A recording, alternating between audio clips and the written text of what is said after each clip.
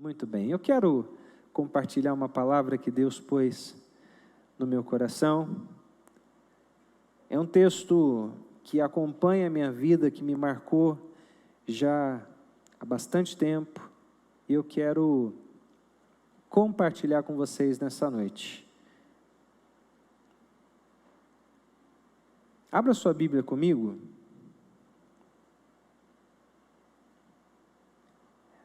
Lá em 2 Crônicas, capítulo 32.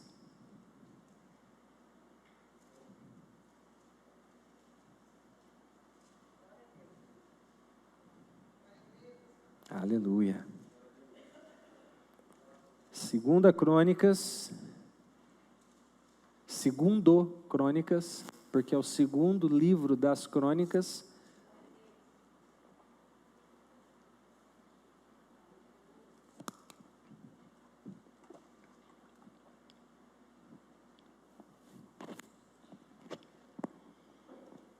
Quem encontrou, diga amém.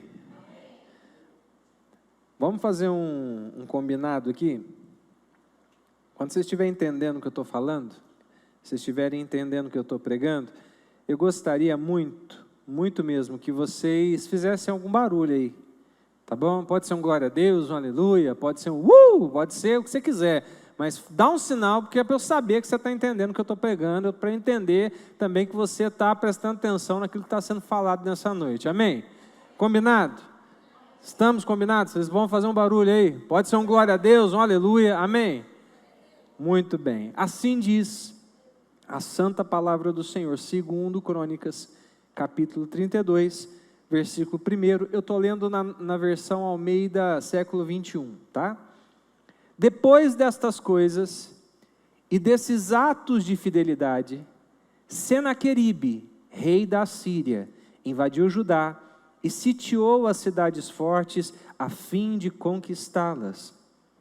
Quando Ezequias viu que Senaqueribe tinha vindo com o propósito de atacar Jerusalém, consultou os seus chefes e os seus oficiais sobre tapar as fontes das águas que ficavam fora da cidade, e eles concordaram. Assim, muita gente se ajuntou e tapou todas as fontes, como também o ribeiro que atravessava o território, dizendo: por que deixar que os reis da Assíria encontrem tanta água? Ezequias animou-se e construiu todo o muro que estava demolido, levantando torres sobre ele. Fez outro muro por fora, fortificou Milo, na cidade de Davi, e fez grande quantidade de armas e escudos. Então, estabeleceu oficiais militares sobre o povo e, reunindo-os na praça junto à porta da cidade, animou-os dizendo: sede fortes e corajosos, não temais, nem desanimeis, por causa do rei da Síria, nem por causa de todo o exército que está com ele, pois está conosco um maior do que o que está com ele. Ele tem a força humana, mas nós temos o Senhor, nosso Deus, para nos ajudar e lutar por nós. E o povo se tranquilizou com as palavras de Ezequias, rei de Judá. Depois disso, enquanto sitiava Laquis com todas as suas tropas, Senaqueribe, rei da Síria, enviou mensageiros a Ezequias, rei de Judá, e Jerusalém, e a todo o Judá que estava em Jerusalém, dizendo: assim diz Senaqueribe, rei da Síria: em quem confiais para permanecer sitiados em Jerusalém? Por acaso Ezequias não vos está enganando para vos fazer morrer de fome e sede, dizendo: o Senhor nosso Deus nos livrará das mãos do rei da Síria? Esse mesmo Ezequias não lhe tirou os altares das colinas e os demais altares, e não ordenou a Judá e a Jerusalém: diante de um só altar adorareis, e sobre ele queimareis incenso? Não sabeis o que eu e meus pais fizemos a todos os povos de outras terras? Por acaso os deuses das nações daquelas terras puderam de algum modo livrar a sua terra da minha mão? Qual de todos os deuses daquelas nações que meus pais destruíram pôde livrar o seu povo da minha mão, para que o vosso Deus vos possa livrar da minha mão, agora não deixeis que Ezequias vos engane e vos iluda, nem lhes deis crédito, porque nenhum Deus de nação alguma, nem reino algum, pôde livrar o seu povo da minha mão, nem da mão de meus pais. Quanto menos o vosso Deus poderá livrar-vos da minha mão. Os mensageiros de Senaqueribe falaram ainda mais contra o Senhor Deus e contra o seu servo Ezequias. Ele também escreveu cartas para blasfemar contra o Senhor Deus de Israel, insultando-o. Assim como os deuses das nações, das terras, não livraram o seu povo da minha mão, assim também o Deus de Ezequias não livrará o seu povo da minha mão. Eles gritaram bem alto, na língua dos judeus, ao povo de Jerusalém, que estava em cima do muro, para os atemorizarem e os perturbarem, a fim de invadirem a cidade. Falaram do Deus de Jerusalém, como dos deuses dos povos da terra, que são obras das mãos dos homens. Mas o rei Ezequias e o profeta Isaías, filho de Amós, oraram por causa disso, e clamaram ao céu. Então o Senhor enviou um anjo que destruiu todos os guerreiros valentes, os chefes e os líderes no acampamento do rei da Síria. Envergonhado, ele voltou para sua terra, e quando entrou no templo de seu Deus, alguns dos seus próprios filhos o mataram ali à espada. Assim, o Senhor salvou Ezequias e os moradores de Jerusalém da mão de Senaqueribe, rei da Síria, e da mão de todos, e lhes deu descanso de todos os lados. E muitos levaram ofertas ao Senhor em Jerusalém, e coisas preciosas a Ezequias, rei de Judá, de modo que, desde esse tempo, ele foi exaltado diante dos olhos de todas as nações. Uma leitura um pouquinho extensa, mas eu precisei fazê-la assim, para que a gente tenha um pano de fundo para a gente conversar um pouco. Vamos orar? Gostaria que você fechasse os seus olhos, curvasse a sua cabeça, para juntos nós falarmos com o Senhor. Deus, tua palavra foi lida, e apenas e tão somente pela leitura da palavra, nós já ouvimos o Senhor falar conosco. Nós já sentimos o toque do teu Espírito. Mas eu creio que o Senhor quer trazer uma palavra personalizada para cada um de nós. Por isso eu oro para que o Senhor venha fazer um grande milagre nesta noite, que é o milagre da revelação da tua palavra sobre nossas vidas.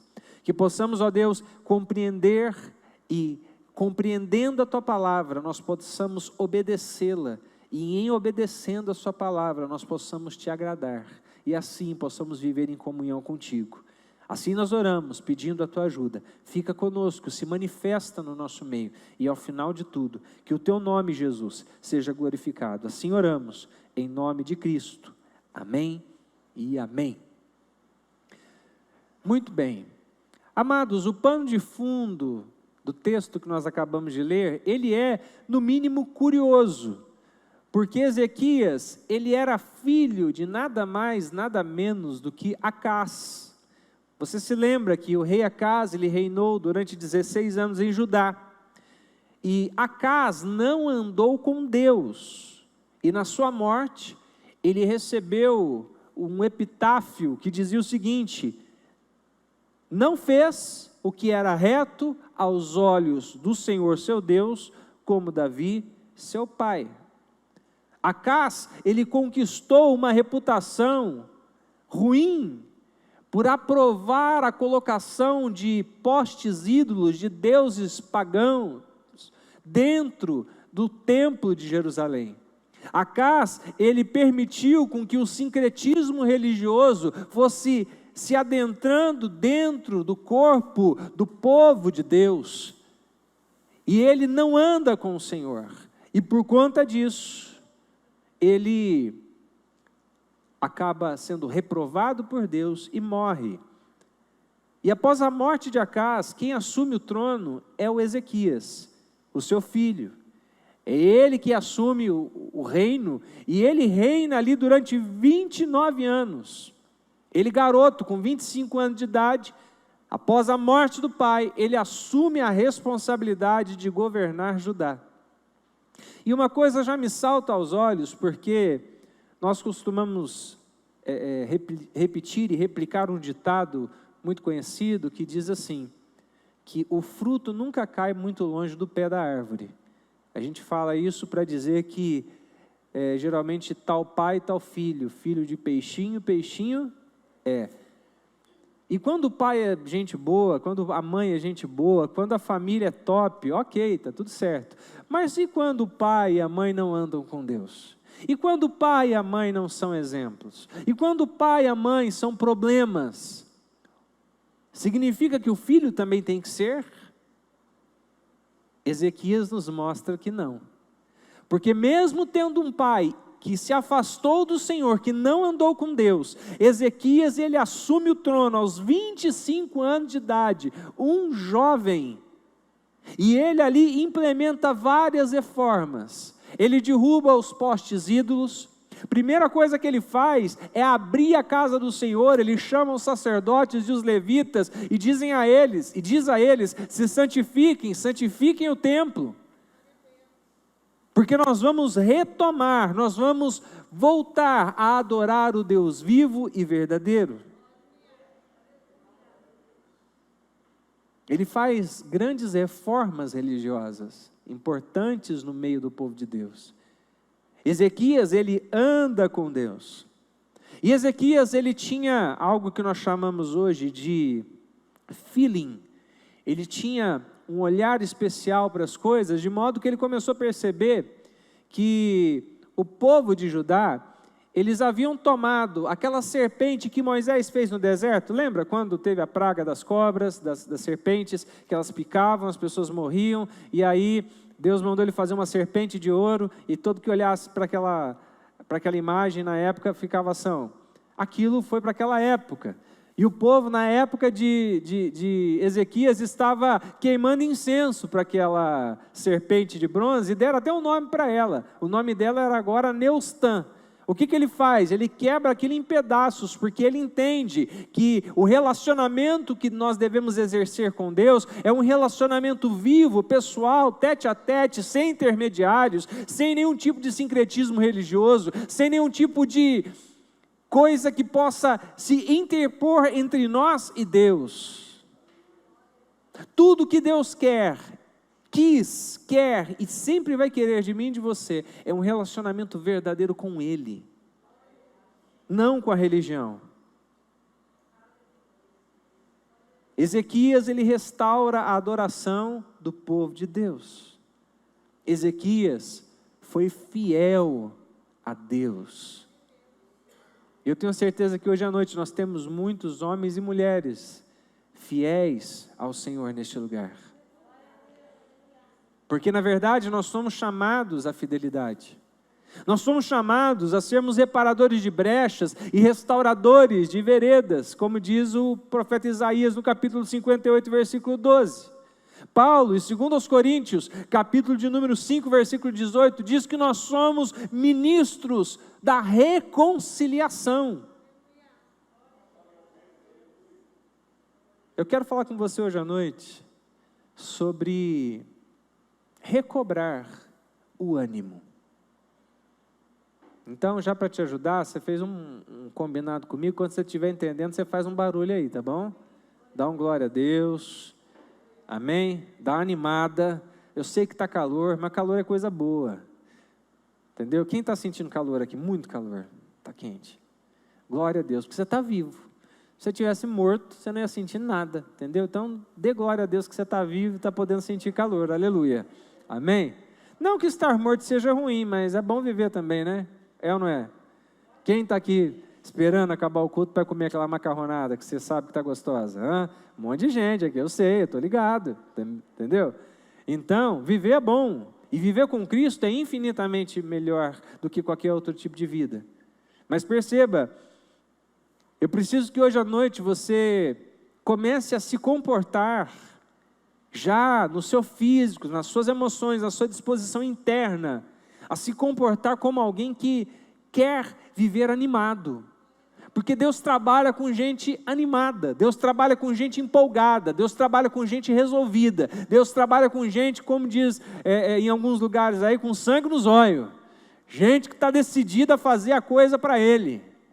Deus não trabalha com água morna, Deus não trabalha com gente que é mais ou menos, Deus não trabalha com aqueles que botam a mão no arado e dali um tempo não querem mais. Deus só vai trabalhar com gente animada.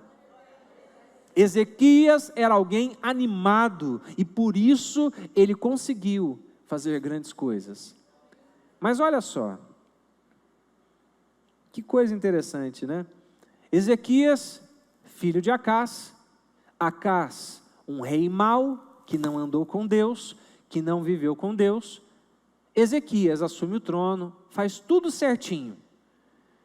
Restaura a adoração, tira os ídolos de dentro do templo, coloca para fora todo tipo de comportamento que não agradava e que não agrada a Deus.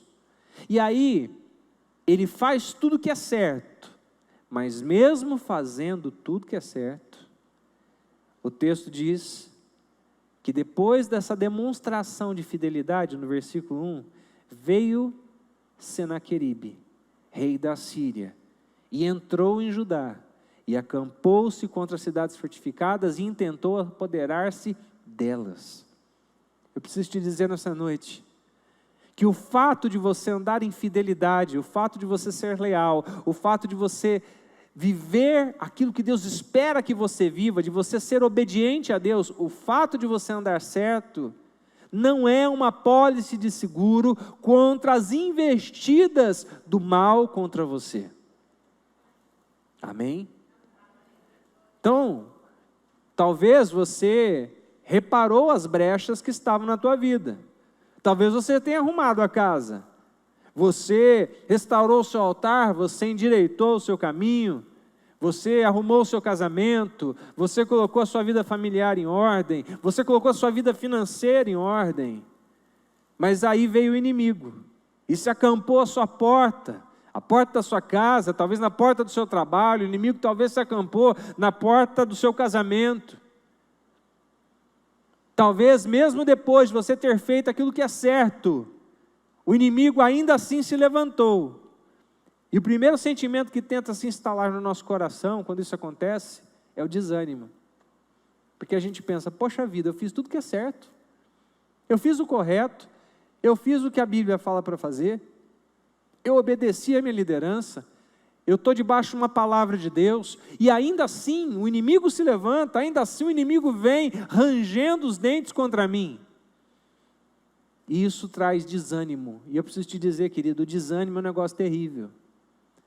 Porque o desânimo, ele retira de nós a capacidade de ver a vida em cores. Gente desanimada, você conhece gente desanimada? Gente desanimada vê tudo pelos óculos escuros. Vê tudo em preto e branco. Né? Precisa de gente para trabalhar na igreja, o desanimado faz o quê? Ah, bem que Jesus falou, né? Grande é a seara, poucos são os trabalhadores. E Jesus falou que era grande a seara, poucos trabalhadores, e ele foi para fazer o quê? O que Jesus mandou fazer? Orar ao Senhor da seara, para que envie os trabalhadores. Então, se Ele mandou orar, é para a gente orar, e se a gente orar, Deus vai responder. E como que Ele responde? Enviando gente para servir, enviando gente para fazer. Eu creio nisso. Gente desanimada tem a tendência de querer desanimar todo mundo. Às vezes você está num grupo de pessoas que marcou para fazer um passeio. Se tem um no meio que não está afim de ir, que está desanimado, ele começa a querer desanimar os outros. Fala, não vou não, está muito sol, está muito quente, está chovendo, está frio. O desanimado, ele perde a coisa gostosa de viver uma vida sendo motivado pelas circunstâncias e motivando os outros. Sabe o que muitas vezes nos falta? Nos falta um coração de um homem, de uma mulher que viveu experiências com Deus e que sabe do Deus em que tem crido. O que falta muitas vezes em nós é um coração que entende que não importa o tamanho do gigante, o que importa é o tamanho do meu Deus, e não há nenhum problema que o meu Deus não possa superar. O fato é que Ezequias, diante dessa situação, da afronta do inimigo, ele vai ao Senhor, e ele se mantém animado mesmo diante das adversidades. E eu quero compartilhar com vocês nessa noite alguns pontos que nos ajudam, olhando para a vida desse homem de Deus, que nos ajudam a viver uma vida animada. Primeiro deles, para eu viver animado diante das afrontas do inimigo, porque elas vão surgir, preciso te dizer, se não surgiu, fique em paz, vai surgir. E me ajuda, tá? Tem coisa que é afronta, tem coisa que foi você que provocou. Você precisa entender isso aí. Tem coisa que é você que está provocando, tem coisa que é você que está instigando. E tem coisa que é o inimigo mesmo se levantando, você precisa separar. Quando é você que provoca, você tem que pedir perdão e arrumar a tua vida. Agora, quando é o inimigo que está se levantando contra você, você pode tomar algumas atitudes. E a primeira delas é a seguinte: é desenvolver relacionamentos. Você que está anotando, pode anotar aí, número 1. Como viver animado mesmo diante das afrontas do inimigo? Desenvolvendo relacionamentos. Olha uma coisa importantíssima, eu espero que você tenha deixado sua Bíblia aberta, senão você abre ela de novo, lá em 2 Crônicas 32. Versículo 2 diz assim: quando Ezequias viu que Senaqueribe estava planejando atacar Jerusalém, também consultou os seus chefes militares e civis e propôs que eles tapassem as fontes de águas que ficavam fora da cidade, e eles concordaram com o plano. Muita gente se ajuntou e foram tapar todas as fontes e também o canal que atravessava aquela região. Isso foi feito para que os assírios encontrassem pouca água quando chegassem perto da cidade. Então, escute isso. O texto diz que no momento em que Ezequias percebeu que o inimigo veio para tomar a cidade, que o inimigo se levantou contra ele, o que ele fez? Primeira coisa que ele faz, ele chama os seus amigos. Aí você pode pensar assim, mas pastor Aldo, Ezequias era rei, então ele não precisava ter amigo, era só ele dar uma ordem que todo mundo saía fazendo, certo ou não? Teoricamente sim. Mas, sendo um homem de Deus, todo homem de Deus, toda mulher de Deus, recebe revelação do Pai. Amém? Ele entendeu um conceito importantíssimo de liderança. Ele entendeu que, muito melhor do que dar uma ordem e forçar alguém a cumpri-la, ele preferiu tratar as pessoas como seus amigos.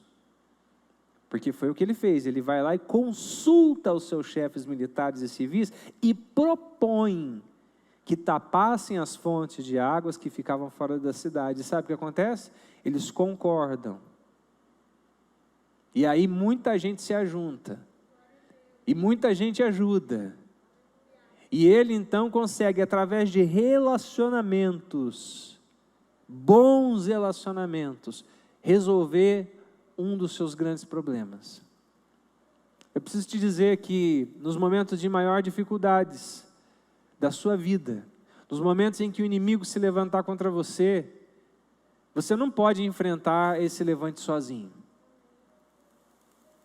Porque se você andar sozinho, vai ser mais fácil do inimigo conseguir derrotar os teus sonhos, derrotar o plano de Deus na tua vida. Vai ser mais fácil para o inimigo se você estiver só. Eclesiastes capítulo 4, versículo 12 diz: se alguém quiser prevalecer contra um, 2 lhe resistirão. O cordão de 3 dobras não se rebenta com facilidade. Então, no momento da dificuldade, a primeira coisa que você deve fazer é ir para os amigos. Aí você pode dizer assim, mas será que eu tenho um amigo que eu possa confiar? Talvez você esteja até pensando, pastor, eu estou tentando contar nos dedos da mão aqui, mas não achei nenhum amigo, eu não tenho amigo. E aí eu preciso te dizer, quando você não tem amigo, o que você faz? Você faz amigos. Você muda a dinâmica da tua vida, você começa a desenvolver relacionamentos. Sabe por que a maioria de nós hoje tem muita facilidade para se relacionar nas redes sociais e não se relacionar no face to face, face a face? Você sabe por quê? Porque é muito mais fácil construir um mundo de mentiras nas redes sociais. E é muito mais difícil mostrar a realidade de quem somos face a face diante dos outros. A gente precisa voltar a confiar em Deus que coloca pessoas do nosso lado para nos ajudar. Se você está passando por um problema sozinho, você vai sofrer muito com isso e provavelmente você vai perder essa batalha. Você precisa desenvolver relacionamentos. E como que a gente faz isso? Investindo. Investindo o quê, pastor? Investindo tempo, investindo paciência, investindo perdão. Porque na primeira vez, ou na segunda vez, ou na terceira vez que a pessoa pisar na bola com você, você já não quer mais ser amigo dela. E está errado. Quem é casado sabe disso. A primeira lição que eu ensino para quem casa, aprenda a perdoar. Primeira lição, que você vai ter que perdoar talvez todo dia. Depois de uns anos a gente fica bom, né? Aí passa uns 3, 4 dias sem pedir perdão um para o outro. Mas no começo é todo dia. E é todo dia investindo. Às vezes você vai ter que investir um pouco de dinheiro também. Eu sei que a carne está cara, mas quanto tempo faz? Você não convida alguém para ir lá comer uma carne na tua casa, fazer um churrasco? Trazer os amigos para perto, fazer investimento. Ter relacionamentos é fundamental. Sabe por que muitos estão adoecendo nesse tempo com depressão, ansiedade, todo tipo de problema? Uma das causas é a falta de amigos verdadeiros. Nós precisamos mudar essa dinâmica. Sabe por quê? Gente precisa de Deus. Posso ouvir um amém? Mas gente precisa de gente também. Eu preciso de amigos. Ficamos 9 meses em Ubatuba, era para ser 12 meses, né? Aí nós decidimos antecipar, por quê? Porque a gente precisa de amigos. E lá naquela cidade é uma bênção. Graças a Deus conseguimos construir alguns relacionamentos lá, mas o povo está muito ocupado lá com a correria da vida, né? Uma cidade turística é muito corrida, e é muito sofrida a vida de quem mora lá, né? Foi bom, porque às vezes a gente, morando aqui em Pederneiras, a gente vai se acomodando com as facilidades. A nossa região, não sei se você sabe, essa região é muito rica. Não sei se você sabe, essa região é muito próspera. Eu não sei se você sabe que é barato viver aqui. Porque você não paga aluguel. Eu pago, eu sei o preço do aluguel. Ainda assim é mais barato do que lá. Eu não sei como que aquele povo consegue comer carne. Porque é muito caro. A vida em Ubatuba é muito cara. Tanto é que a maioria não tem carro. A massa da cidade anda de bicicleta. E não vem com essa conversinha. Litoral só tem plano. Vai andar de bicicleta lá, miserável. Para você ver. Vai andar lá para você ver se é só plano. Eu andei. Tem uns lugares lá que você olha, você não vê o fim do morro. Eles andam de bicicleta, as crianças vão na garupa. Eu e a Gi cansamos de ver as crianças indo para o culto, chovendo. O pai na frente, um bebezinho na cadeirinha da frente. A mãe atrás na garupa, 3 na bike. Debaixo de chuva, indo para a igreja, louvar e adorar o nome do Senhor. Às vezes aqui quando ameaça chover, eu não vou no culto hoje não, porque está chovendo. Não vou no culto, está muito calor, a igreja não tem ar-condicionado, e não vai ter. Dinheiro do ar-condicionado nós vamos investir em missões, nós vamos investir em outras coisas. Amém ou não amém? O que você prefere, ver almas salvas ou ficar aqui no geladinho? Eu prefiro almas salvas. O dinheiro que a gente pode gastar com ar-condicionado, a gente coloca isso no reino de Deus. Amém?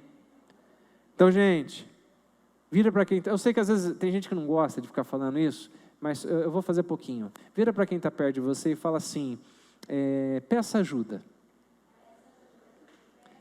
Agora você vai falar de novo para a mesma pessoa, você vai falar assim, peça ajuda para mim. Aí você vai falar de novo para ela assim, pode contar comigo. Irmãos, nós somos de fato irmãos, sim ou não? Então está na hora da gente começar a viver como irmãos. Irmão anda junto, irmão é brother, está ali junto. Irmão expõe a ferida. Irmão expõe a intimidade. É lógico que você tem que saber para quem você vai fazer, porque tem uns irmãos que tem o ministério da língua. Tem o dom de línguas e tem o dom da língua. É lógico que você tem que tomar cuidado, eu sei disso. Mas você precisa ter um núcleo de amizade. Ah, pastor, vai ter panelinha dentro da igreja? Não, isso não é panelinha. É relação de afinidade. Você não vai ter afinidade com todo mundo igual. Isso é normal. Nem Jesus tinha. Jesus tinha uma multidão de discípulos, ele tinha 70, ele tinha 12, desses 12 ele tinha 3, e desses 3 tinha um que encostava a cabeça no peito dele. Quem sabe quem que é? Bom, João. Então até Jesus ele tinha o seu núcleo. Você precisa ter uns amigos, de verdade. Para quando o bicho pegar para você ir lá e poder contar com ele. Pastor, mas você não está aí para isso? É claro que eu estou, mas você acha que a hora que essa igreja crescer, e vai crescer agora rápido, eu creio nisso. Você acha que a hora que a igreja crescer eu vou dar conta, o pastor Luiz vai dar conta de cuidar de todo mundo assim? Não, quem que vai cuidar? Vocês vão cuidar uns dos outros. Porque isso é igreja. Essa mentalidade que é o pastor que tem que estar toda hora lá, bebê, ai, nenenzinho, ai, você tá com dorzinha de barriga, tá bem? Não cresce, gente. Como que a igreja cresce? Um cuidando do outro, tá com BO, vou lá. Aí não deu conta de resolver o BO, você manda para o pastor, aí as coisas casca grossa a gente vai. Mas é assim que a igreja cresce. Por que às vezes nós travamos o crescimento? Porque a gente quer viver uma vida muito sozinha, solitária. Viver em comunidade é compartilhar vida, e viver em comunidade é compartilhar os seus problemas. Então, em nome de Jesus, comece a orar hoje para Deus mostrar quem são os seus amigos, aqui dentro e fora da igreja. Outro detalhe, não tem amigo só crente, viu? Um grande erro que nós cometemos. Eu só tenho amigo crente. Não, eu tenho alguns amigos aí que não são crentes, não, e às vezes eles são mais legais que os crentes. Às vezes eles não conhecem Jesus, mas eles são mais compreensivos do que os crentes, porque eles não são religiosos, e o religioso mata, o religioso apedreja. Então tenha sim bons amigos cristãos, mas dentre esses amigos, tenha um ou dois que é teu brother, que não é cristão, até porque você vai ter oportunidade de ganhar ele para Jesus. Amém? Segundo ponto, como que eu posso manter animado o meu coração diante dos levantes, das adversidades, diante dos problemas que surgem? Em segundo lugar, eu preciso entender que o diabo, ele tem um ministério. Você sabia disso? O diabo, ele tem um ministério, e eu preciso te dizer, ele é bom no que ele faz. O diabo, ele é um bom diabo. Você entendeu o trocadilho, né? Estou dizendo que ele é bom. Eu estou dizendo que ele é bom naquilo que ele faz. Ele faz com excelência o ministério diabólico dele. Ainda que seja para o mal, ele faz bem feito. Jesus fala que o ministério do inimigo é roubar, matar e destruir. Roubar, matar e destruir. Então o seu ministério é esse. E ele é muito bom no que ele faz. Ele é bom porque ele é diligente, ele não dorme. Ele tem uma rede de comunicação no mundo espiritual. Você não se comunica quando você tem problema. O Satanás, ele é o primeiro. Quando ele tem uma dificuldade, ele chama o outro, chama o outro, chama o outro. Dali a pouco tem aqueles 300 capetas lá atrapalhando a tua vida, você não sabe por quê. E você sozinho, tentando lutar sozinho. Quando na verdade você podia ter 2 ou 3 ou 4 ou 10 pessoas junto com você, orando, clamando, entrando na brecha, orando a Deus, pedindo o favor de Deus, e vendo o mundo espiritual ser transformado ao teu favor, como foi na vida de Senaqueribe. Você precisa entender, pastor, entender que o diabo é bom no que ele faz, o que me ajuda? Por que me ajuda a estar animado? Porque quando você sabe o inimigo que você está lutando e você sabe o potencial que ele tem, você se prepara melhor para a batalha. Nós começamos ontem o ministério de jiu-jitsu na igreja. É um ministério, tá, irmãos? Não é academia. Tem gente que ficou, nossa, virou uma academia, igreja? Não, é ministério. É que é um ministério evangelístico, então a gente fala na linguagem deles para atrair. A grande maioria que está vindo aqui não é da igreja. São pessoas, alguns de outras igrejas, mas gente que não conhece Jesus. E nós estamos mirando nessa galera que não conhece Jesus. Mas quem luta sabe. Quando você sabe que o seu adversário, ele é uma pessoa mais forte que você, ou ele é mais técnico, ou ele sabe fazer uns negócios diferentes, você vai ali para a luta diferente, você já vai esperto, você já vai preparado. Agora, quando você não conhece o teu adversário, você não sabe se você vai para um lado, se você vai para o outro, você não sabe da estratégia dele. Então, ter consciência de que o inimigo tem um ministério, e que esse ministério é bem sucedido, porque ele é diligente, vai me fazer enfrentar essa situação de olhos abertos e com muita cautela. Amém? Em terceiro lugar, para eu viver animado, mesmo diante dos levantes do inimigo, além de saber que o inferno tem um ministério, o diabo tem um ministério, você sabe que ministério é serviço, né? Sabe disso? Tem gente que não entende isso aí. Fala, eu tenho um ministério na igreja. Aí chama para vir lavar aqui, não vem. A hora que é para trabalhar, não vem. Aí é desculpa, né? Morreu. Tem uns que já matou a avó 3 vezes. Né? A avó já morreu, ressuscitou, né? É bom de desculpa. Porque serviço é ministério, é mão no arado. Ontem aqui tinha uma equipe trabalhando conosco, acabava as aulas, parecia aquele povo das Olimpíadas, vinha o Cláudio com o Rodinho, a Divana lá, e o pessoal ajudando aqui, todo mundo, o Danilão, todo mundo aqui cuidando das crianças, foi uma bênção. Uma bênção. Porque eles entenderam que o diabo tem um ministério. Ele tem um serviço. Em terceiro lugar, nós também precisamos entender que nós temos um ministério.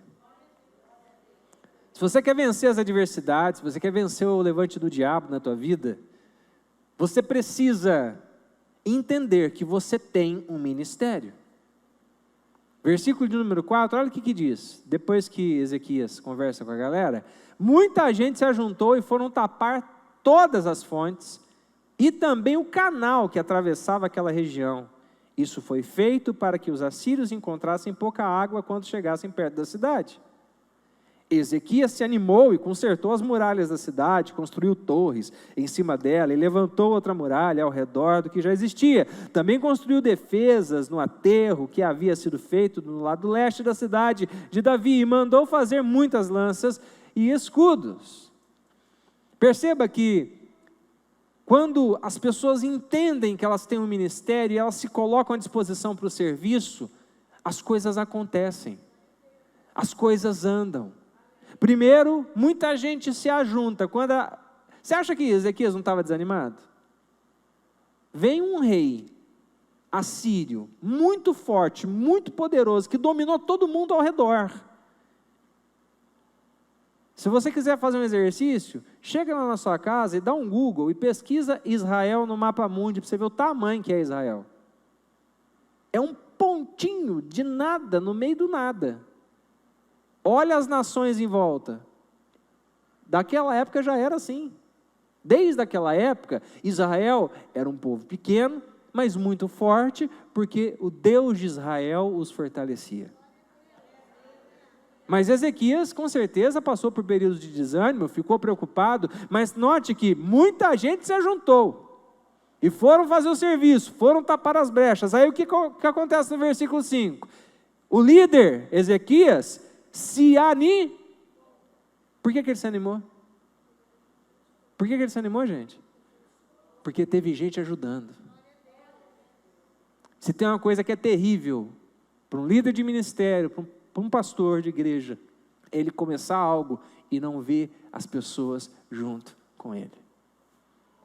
Quer ver o seu pastor animado, quer ver os líderes de ministérios animados, quando lançar um novo ministério, quando lançar um trabalho na igreja, se engaje. Esteja junto. Porque você tem um ministério. Não, pastor, eu já tenho meu ministério é cantar no louvor, meu ministério é apertar os botões da mesa, meu ministério é só cuidar das crianças. Não, isso é muito bom, quando a gente tem bastante gente para fazer, mas quando não tem, a gente tem que se virar nos 30, porque a gente quer cuidar e quer cuidar bem cuidadinho do nosso povo. E quando a gente se dispõe, a gente anima outros. Sabe qual que é o grande erro? Não dessa igreja, mas de todas as igrejas, achar que é o pastor que tem que trazer todo mundo.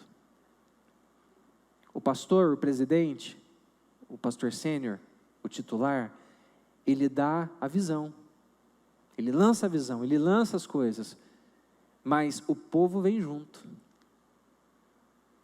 E aí a liderança se anima, porque de fato estão cumprindo o ministério. Serviço é algo que nos traz calos nas mãos. Trabalhar para Deus é um privilégio indescritível. É óbvio que você tem que sim ter dosado as coisas na sua vida para você não se transformar num ativista religioso. Isso também é perigoso. Mas tem espaço. Morando em Pederneiras, conhecendo a dinâmica dessa cidade, tem espaço para a gente fazer muita coisa se a gente se organizar. Amém? Em outro aspecto, qual que é basicamente o nosso ministério? Em primeiro lugar, o nosso ministério é tapar as fontes por onde o inimigo se alimenta. O que diz lá no versículo 4? O povo se juntou e foram tapar todas as fontes e também o canal que atravessava aquela região. Isso foi feito para que os assírios encontrassem pouca água quando chegassem perto da cidade. Então perceba que no versículo 4, ali está dito que o povo se ajunta e eles tapam as fontes, eles tapam ali a saída das águas para que o inimigo não encontre água, para que o inimigo não encontre alimento, para que o inimigo não encontre facilidades para dominar a cidade. Você precisa entender que o teu ministério, uma das facetas dele é dificultar o trabalho de Satanás. O problema é que às vezes a gente está tão mais para lá do que para cá, que a gente não percebe que o inimigo está passando por nós sem nenhuma resistência. Ele vem e vai, ele passa de lado, ele está ali. Por quê? Porque ele encontra amenidades, ele encontra facilidades, ele encontra do que se alimentar.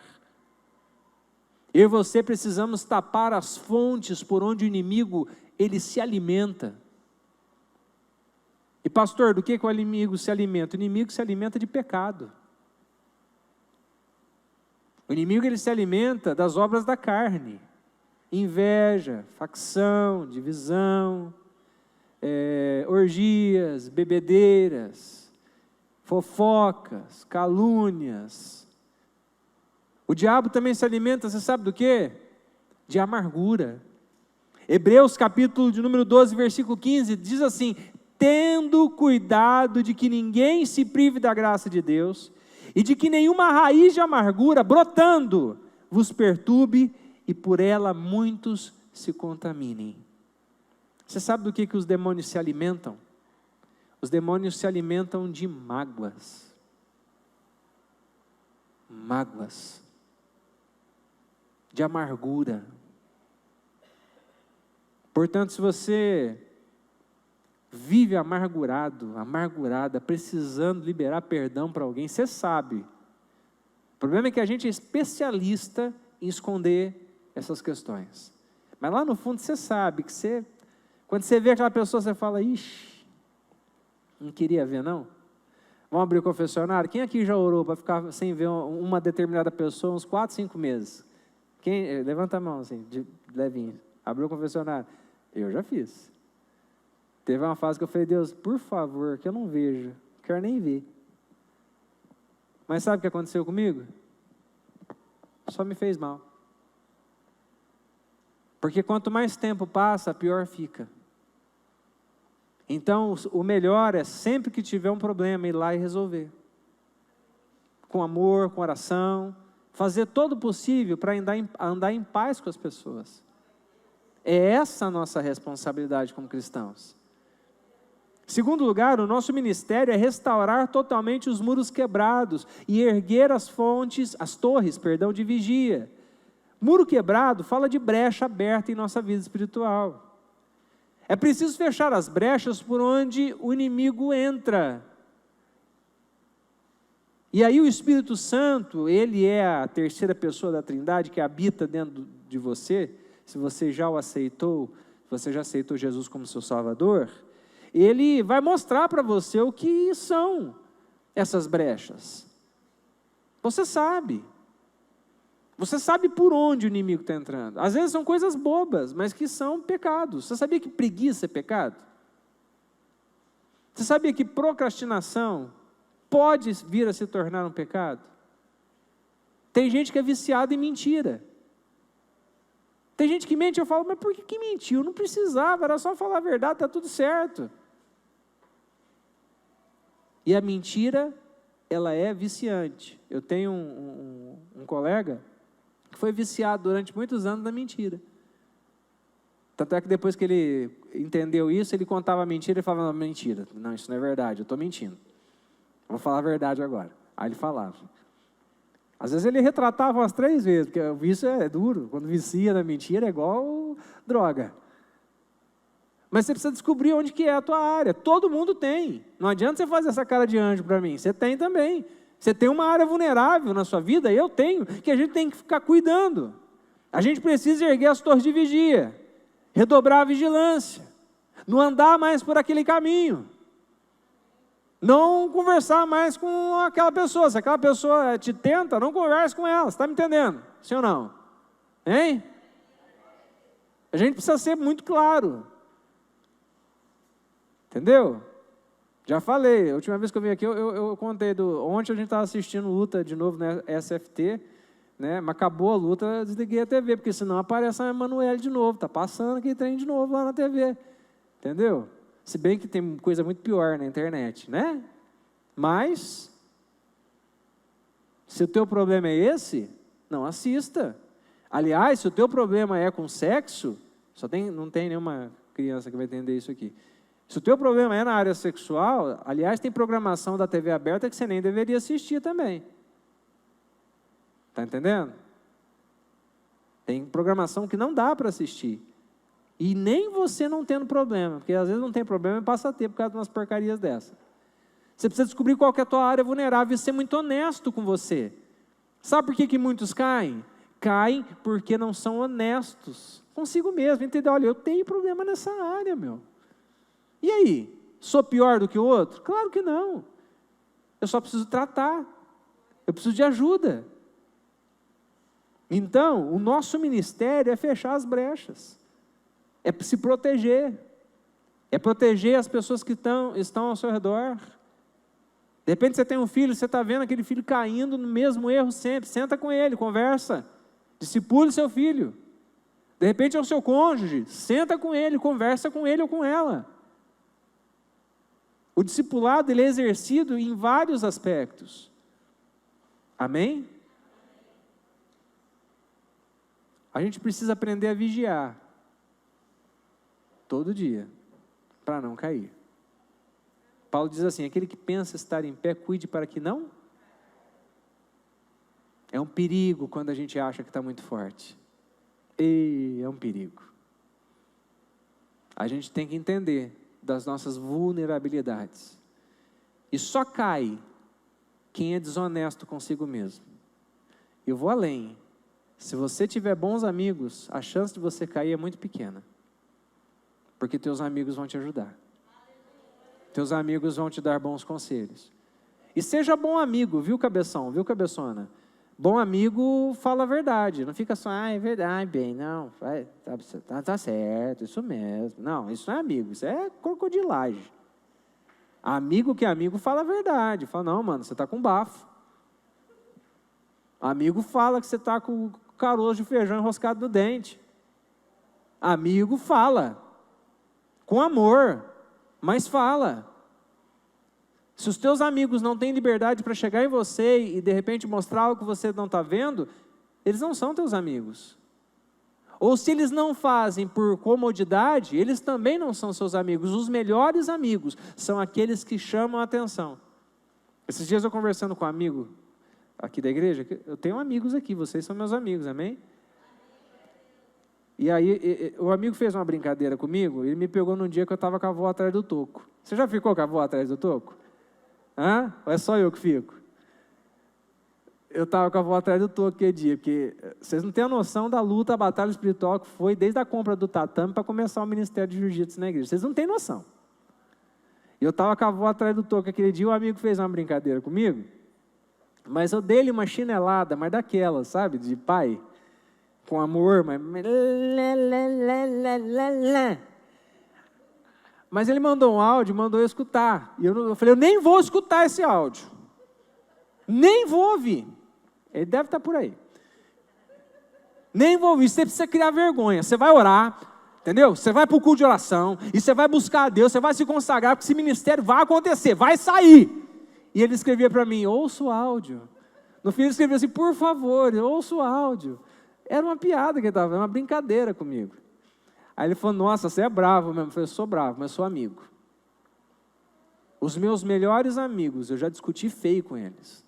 Os meus melhores amigos, a gente tem liberdade para um chamar a atenção do outro quando está errado. Porque isso é amigo de verdade. Amém? Quarto e último lugar para a gente ir comer macarrão. Como se manter animado diante das investidas de Satanás? Olha só, olhar para as investidas do inimigo com a ótica do céu. Acompanhe a leitura aí no versículo 6. Diz que colocou oficiais no comando de todos os homens da cidade, mandou os oficiais se reunirem na praça do portão de entrada da cidade e disse, Ezequias fez isso, sejam fortes e corajosos, não fiquem assustados, nem tenham medo do rei da Síria e do seu enorme exército, pois aquele que está do nosso lado é mais poderoso do que o que está do lado dele. Ele só conta com a força dos homens, mas do nosso lado está o Senhor, nosso Deus, para nos ajudar e para guerrear por nós. E o povo ficou animado ao ouvir as palavras do rei Ezequias. Glória a Deus. Gente, nós precisamos nos manter animados, olhando para as adversidades com a ótica do céu. Ah, mas diz que a doença não tem cura. Ah, mas diz que o problema não tem solução. Ah, mas diz que não tem mais jeito. Para Deus não haverá impossíveis. Deus pode tudo. Agora nós precisamos olhar para as adversidades com os olhos de Deus. Poxa vida, eu sou filho de Deus, você é filha de Deus. Se uma adversidade veio contra nós, se um problema se levantou, se o inimigo se agigantou, muito provavelmente nosso Pai quer nos treinar. Muito provavelmente Deus quer nos equipar para a batalha. Ele não vai deixar você perecer, Ele não vai deixar você esmorecer, Ele não vai te dar uma provação maior do que você possa suportar. Nosso Deus, Ele é poderoso. Eu preciso que você hoje à noite entenda isso. Eu acho que é o meu microfone. Pega um novo para mim, por favor. Eu preciso que você compreenda isso nessa noite. Nós precisamos olhar para os nossos problemas com a ótica de Deus. Quando Deus permite com que algo difícil chegue até nós, é para o nosso crescimento. Eu sou filho, eu não sou bastardo. Agora, quando nós entendemos isso, olha para mim aqui agora, ó, deixa o pessoal trabalhar lá. Quando nós compreendemos isso, a gente vai para a luta, para a batalha, muito mais bem preparado. Nós vamos para a batalha muito melhores, porque a gente entende que nós estamos olhando os problemas pela ótica do céu e não pela ótica da terra. Pela ótica da terra a gente vai desanimar, pela ótica da terra nós vamos ficar e viver olhando para as adversidades, para o tamanho do gigante, para o tamanho do problema. Mas quando nós olhamos para o nosso Deus, não há quem possa deter-nos. Sabe, amados, a gente, com o passar dos anos, eu tenho essa sensação que nós fomos perdendo aquela coisa didática, pedagógica, que os nossos pais tinham conosco. Estou falando dos pais da turma que já tem aí mais de 40 anos, né? Quem tem mais de 40 anos provavelmente teve uma criação um pouco mais dura, né? Uma criação um pouco mais puxada. E o que aconteceu? Na nossa geração, muitos de nós achamos que os nossos pais exageraram, que os nossos pais não foram bons conosco. E aí, na próxima geração, a gente começou a afrouxar a coisa. Não, deixa ele fazer assim mesmo. Não, pergunta para ele que roupa que ele quer pôr, né? Ai, filho, você quer pôr essa roupa? Você pôr aquela. Não sei como é que é na tua época. Na minha época, nós não escolhia a roupa, né? Era aquela e acabou. Até porque não tinha, né? Era aquela. A roupa de ir na igreja, de ir na missa, Irineu, era a mesma, sempre, todo domingo. E tá tudo certo. E eu chegava em casa rapidão, se sujasse a roupa. Uma vez eu quase tomei uma coça da minha mãe, porque na época eu era da igreja católica, e eu tinha que tocar na missa. E a missa começava às 8 da manhã. Mas eu não sei o que eu arrumei com os colegas da rua, nós fizemos uma fogueira. Meu pai foi me achar lá na beira do fogo. Quase que eu tomei uma coça, entendeu? Olha, uma criação às vezes um pouco mais firme ensinou a cada um de nós o nosso lugar, quem nós somos.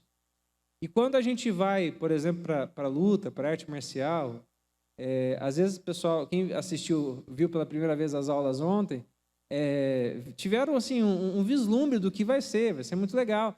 Mas quem já está treinando há mais tempo, no treinamento você às vezes é amassado literalmente.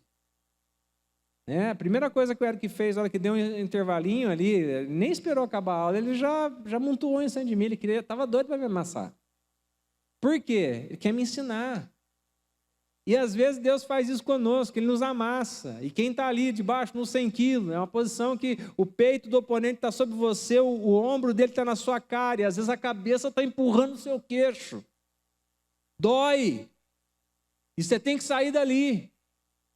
Às vezes Deus permite isso conosco também. Você sabe por quê? Porque Deus quer criar você um filho, uma filha forte. Ele não quer que você seja um molenga na vida, uma molenga na vida que não aguenta um tranco. Deus quer que você enfrente as adversidades e olhe para os seus inimigos com o olhar dele. Ele é pai. Ezequias, ele consegue animar o povo de Deus, lembrando ao seu povo de que o Deus que eles servem é um Deus que é todo poderoso. Amém? Eu quero, nessa noite, orar com você, pedindo ao Deus Todo-Poderoso que inculque na nossa mente essa ideia de que é possível estar animado diante das adversidades, diante dos problemas. Eu preciso, para isso, ter bons relacionamentos. Eu preciso entender que o diabo não brinca em serviço. Eu preciso entender que eu tenho que me mexer e trabalhar para Jesus. E eu preciso ver os problemas com a ótica de Deus e não com a ótica terrena. Amém? Eu gostaria que você se colocasse em pé no seu lugar.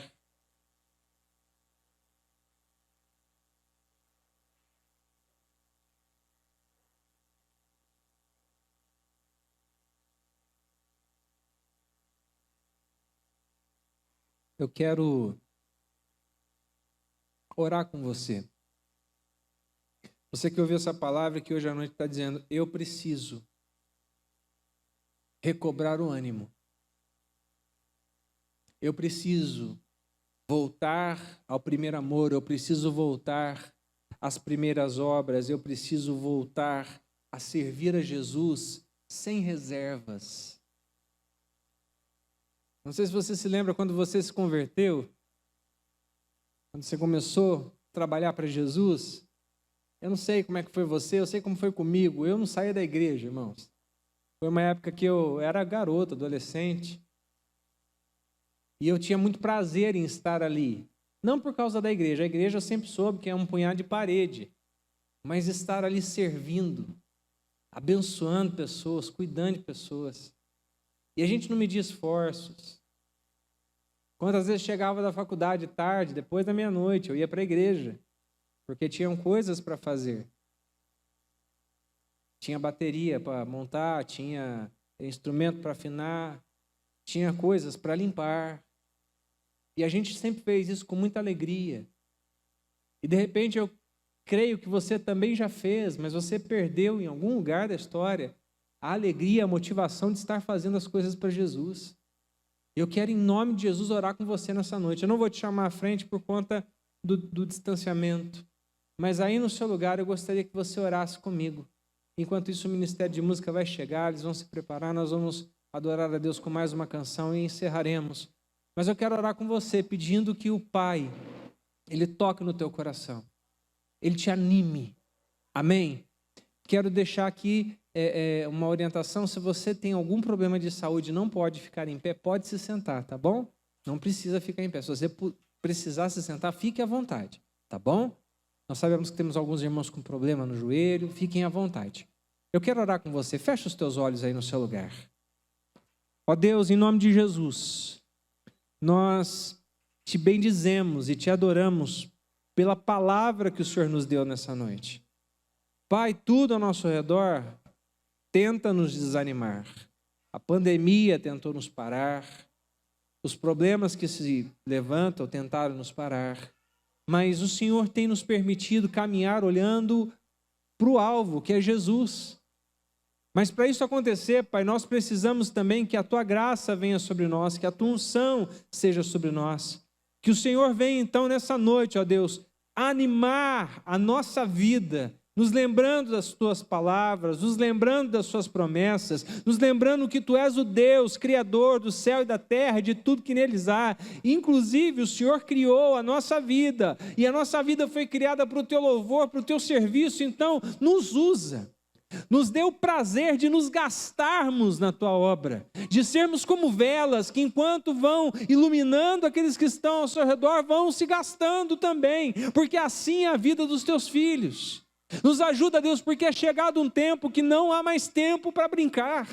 O Senhor está às portas, o mundo convulsiona, Deus. Logo, muito em breve, o filho da ira, o inimigo do povo de Deus se levantará, o anticristo estará se revelando. E Pai, nós precisamos ocupar o nosso lugar como igreja nessa cidade. Nós precisamos ocupar o nosso lugar como igreja relevante, social, que alcança o perdido, que faz a diferença, que de fato tem relevância no lugar que ela está, que não é apenas um lugar de religião, mas que é sobretudo um lugar de comunhão, um lugar de relacionamento, um lugar onde a gente compartilha o pão, partilha o amor, partilha Cristo e partilha a vida. Por isso, ó Deus, nos anima, nós te pedimos nessa noite e nós declaramos, ó Deus, juntos, que nós confiamos em Ti. Nós confiamos em Teu eterno amor e que sabemos que por causa do Senhor, nós não seremos abalados. Em nome de Jesus. Amém e amém. Nós vamos adorar ao Senhor com mais uma canção. E eu peço que você continue aí, adorando a Deus conosco e se fortalecendo nele.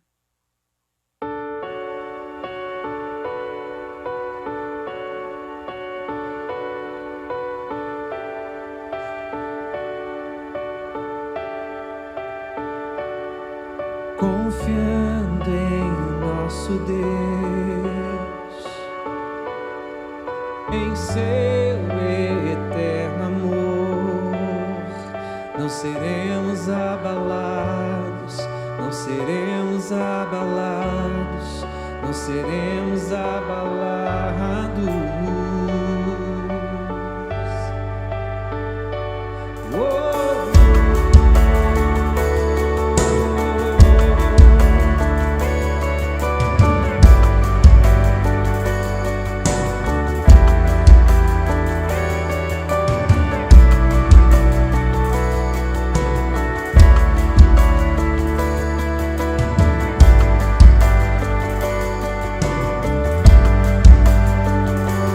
Na batalha permaneceremos em fé. Se exércitos se erguerem contra nós, não seremos abalados, não seremos abalados, não seremos abalados. Cante isso com fé nessa noite em nome de Jesus, amém? Quando vier a intensa escuridão, não temerá o nosso coração. A esperança nasce com a luz. Deus é por nós, Ele é o vencedor.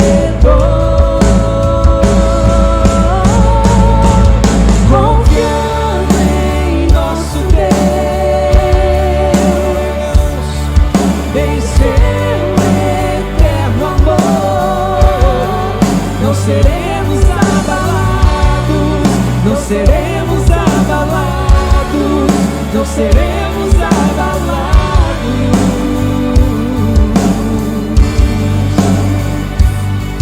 Confiando em nosso Deus,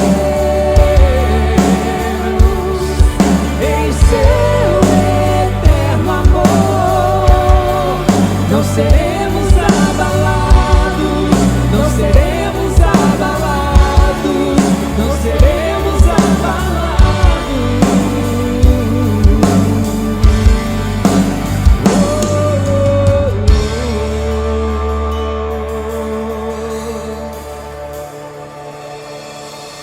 Seus inimigos cairão, o nosso Deus é mais forte, tudo Ele pode. Mais alto nome não há, Jesus é grandioso, tudo Ele pode. Seus inimigos cairão, o nosso Deus é mais forte, tudo Ele pode. Mais alto nome não há, Jesus é grandioso, tudo Ele pode.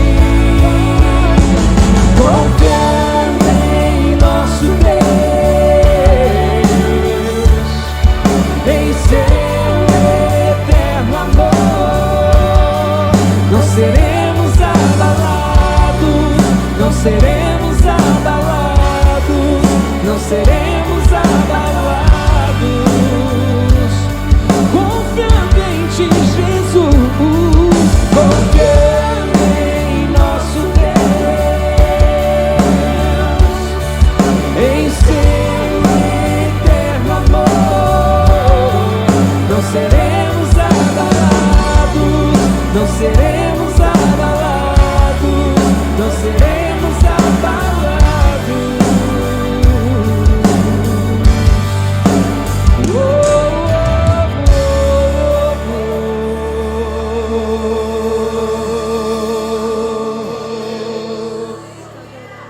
Aleluia. Uma salva de palmas ao Senhor, amém? Ele merece toda a honra, toda a glória, todo o louvor, toda a adoração ao nosso Rei Jesus.